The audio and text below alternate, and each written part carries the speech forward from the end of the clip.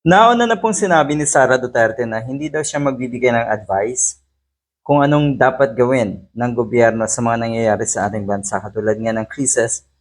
Maraming krisis, siyempre ang pinaka malala ngayon ay ang pagbaha at kasabay nga niyan ay ang pagkadiscobre na sobrang laki, sobrang lawak ng anomalya sa mga flood control projects na yan. Mga walang hiya. Akala mo kasi talaga na itong mga Duterte, sila yung malinis, sila yung gumawa ng mabuti.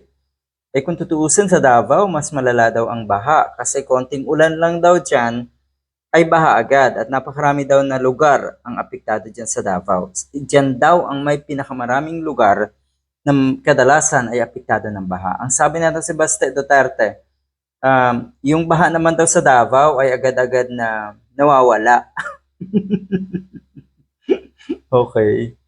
Yung tipong humuhupa naman daw yung baha na yan. Balikan natin sa Sara Duterte kasi sabi nga niya, um, hindi niya gugustuhin na magbigay ng payo nga, advice sa Malacanang.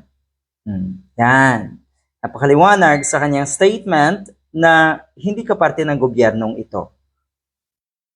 Walang hiya ka. Sabi ng mga kababayan natin.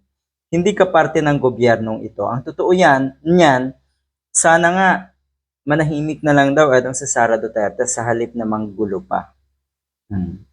Yung mga advice mo daw na gustong ibigay sana, talaga ba? Talaga? Yung meron kang maia-advise? Kasi ang nakikita ng mga kababayan natin na nag-iisip ng maayos, nasa tamang kaisipan, ika nga, hindi ka makitaan ng kabuluhan sa mga sinasabi mo. Hindi ka rin maririnigan ng mga inspiring na statement. Lahat ng statement mo ay puro galit, puro kawalang hiyaan, paghihigante, at higit sa lahat, walang katuturan. Diba? Paano naging leader material ang isang ito? Ayan tuloy. Palasyo, inurot si Sara. Ano ba yung inurot? Anyway, solusyon sa baha, ipayo mo daw sa mga nasa Davao, sa mga opisyalis nga ng Davao. At una dyan, ang kapatid mo na si Baste Duterte, naubod ng yabang.